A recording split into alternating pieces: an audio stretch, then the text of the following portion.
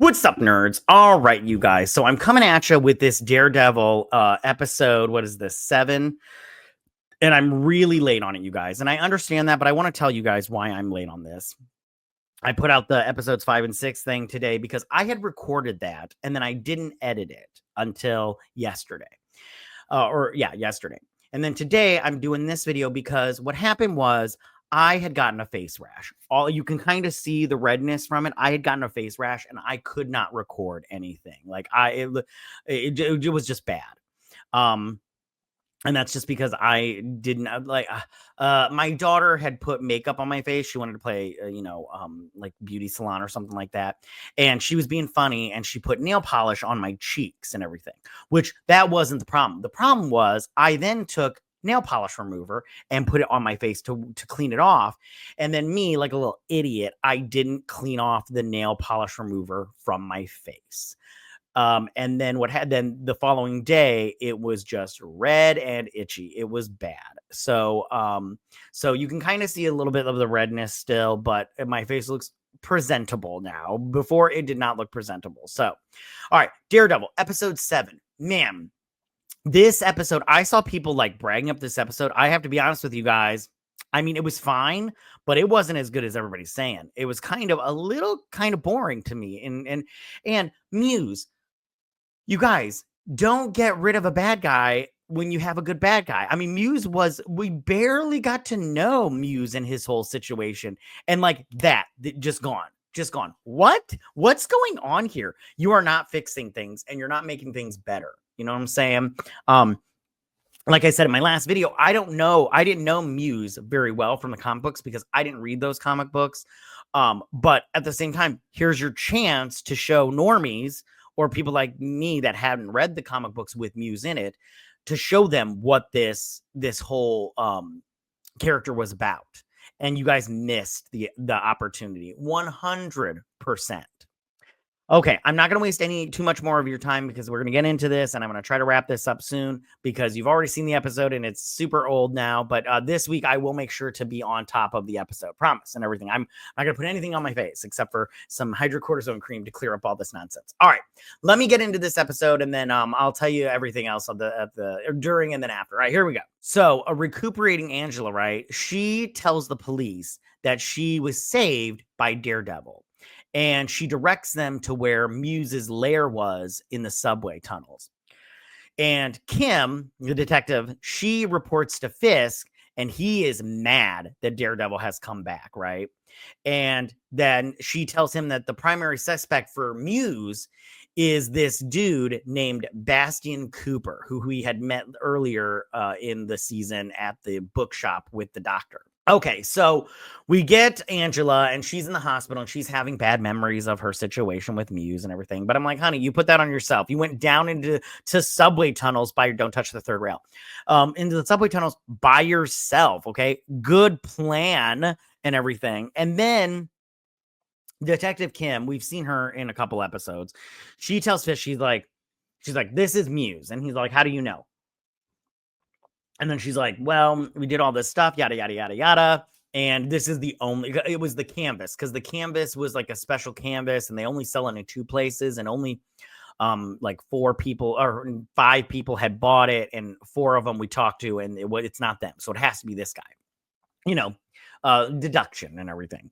So they figured out who it is and everything. And so then while this is going on, Luca, he talks to Vanessa, right? And he asks her to return to all her criminal activities behind Fisk's back. So Luca, he's talking to Vanessa, right? And he's all like, what's up with the 1.8 million that I owe what's his face? And she's all like, that was me.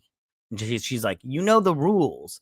And he's all like, well, the rules were easy to follow when you were in charge. And he's like, you should become the crime boss again, Vanessa. And she's like, I don't know what they're talking about, kind of thing.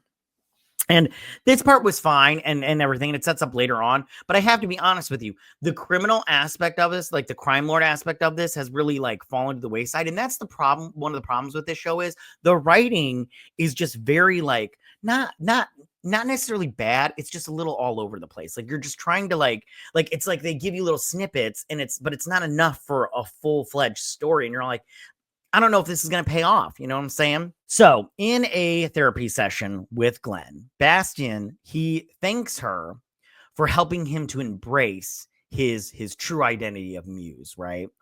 And then when she realizes that he is Muse, because he tells her and everything, Bastian, he knocks her out. You know, he bangs her head up against the wall, knocks her unconscious. So Bastian Muse, he's sitting in this therapy session. And one thing he talks about how he was like, and Detective Kim talked about it, is how he's like this martial artist or whatever and everything. There's like this guy, he's so good at martial arts. And his parents, who are rich, got him the guy as a teacher. And he ended up killing him because he's just so good. And then everything. And then he realized that he liked killing or whatever. And he becomes Muse, right? And he wears the mask and all this stuff. And he draws it in blood because his nose starts bleeding. And she's all like, and he's like, I've come to you. And he's like, I know what you're thinking right now. You're thinking, will I make it to the door in time before he knocks me out or some crap like that? And she tries to run and she doesn't make it. And he ties her up and everything. So Matt Murdock, you know, and the anti-vigilante task force, they're separately, they find paintings in Muse's lair of Dr. Glenn, and but Daredevil, he goes to save her. And as Daredevil arrives at the Dr. Glenn's office, he arrives there first, and he's going to save her and everything. But then the vigilante task force, the anti-vigilante task force, they show up and they're about to go in and everything. But Glenn, Muse and Daredevil, they're fighting, right? They're fighting, and it's like a pretty good fight sequence during the day. But then ultimately, Dr. Glenn, she pulls out a gun and shoots Muse before she faints because she was cut and she's losing blood and everything.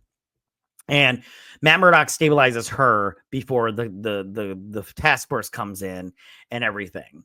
So Daredevil finds a painting, which he rubs his hands on the painting and everything, and then it shows a picture of him doing this to her in the morning. I'm like, well, it's a good thing you touched her face that morning. And then like the painting, I'm all like, I didn't see very much texture there. I just didn't see it equating, you know what I'm saying? But I'm like, you know what? Whatever. They don't establish Daredevil's powers very well, but this was one that I was just like, this is a little bit of a reach for me personally, but whatever. It's fine. I'm here. Let's just get over it and everything. So he goes to save her, right? And he hops in and she's been tied up and he's cutting her way at her and stuff and everything. And then Daredevil and him get into a fight. And the fight was pretty good. It's just, I mean, it's like, whatever. And then finally she shoots Muse, right? And he's dead. And I'm all like, oh, you just, okay, again, like I said before, wasted a bad guy. I'm like, what's with these characters showing up? We barely get to know anything about them, and then they're just taken out. Like, what's going on here? And so then the task force, they come in and they get the doctor and everything. So Fisk, right? He gives all the credit for stopping Muse to his anti-vigilante task force, right? And he publicly declares those guys as heroes, right? So after this is all done, he gives all the credit. He's got, you know, he's like my anti-vigilante task force stop Muse, and he's got the mask and everything, and the guys are standing behind him and everything. He's like, let this be a lesson to all masked vigilantes and everything. And I'm like, okay, fine, whatever.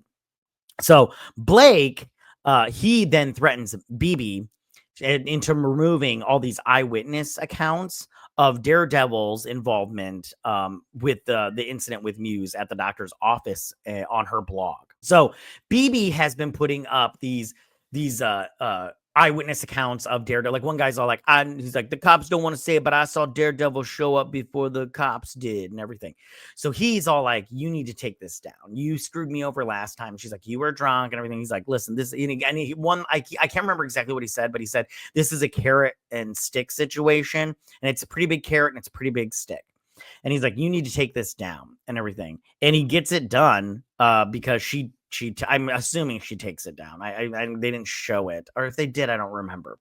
But I thought that was good. The kid that plays Blake, is not the best actor, but I don't think the girl that plays BB is that great, or the girl that plays Angela is that great. So maybe it's just like a young people problem kind of thing. But it is what it. I don't really think that Dr. Glenn's all that great either, in my personal opinion. But what are you gonna do? So Glenn, right? She's recovering in the hospital, and she tells Matt Murdock that she heard Daredevil say her name.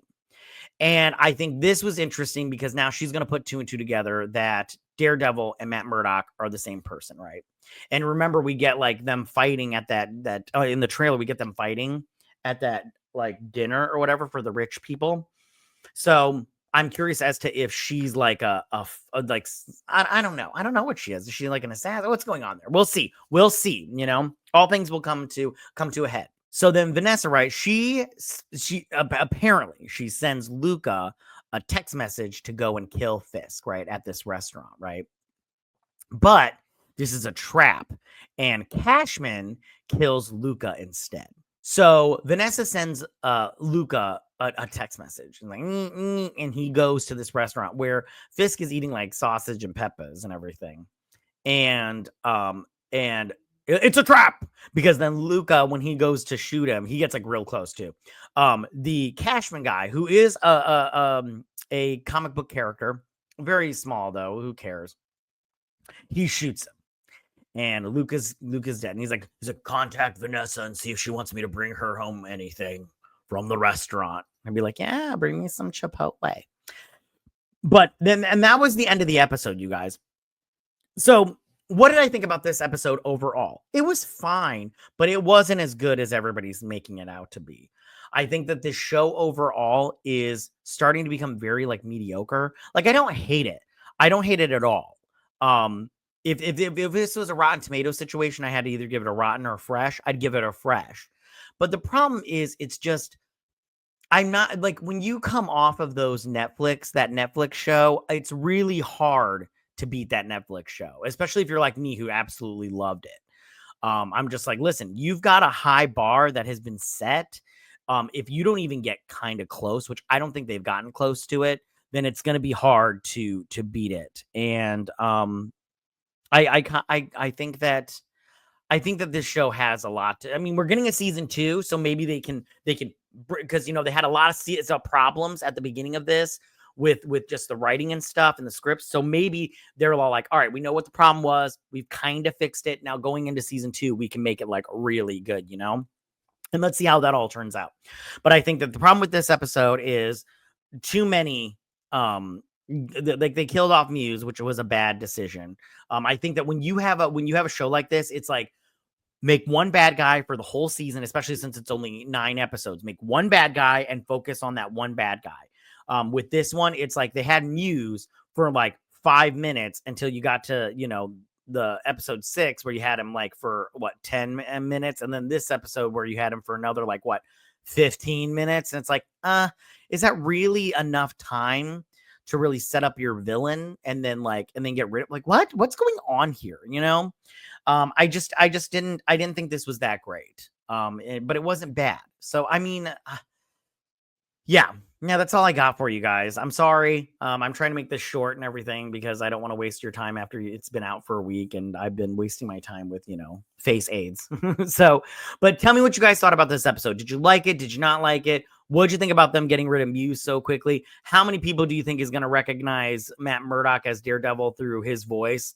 Angela and Glenn, Dr. Glenn, because he's just all, I'm Batman and everything.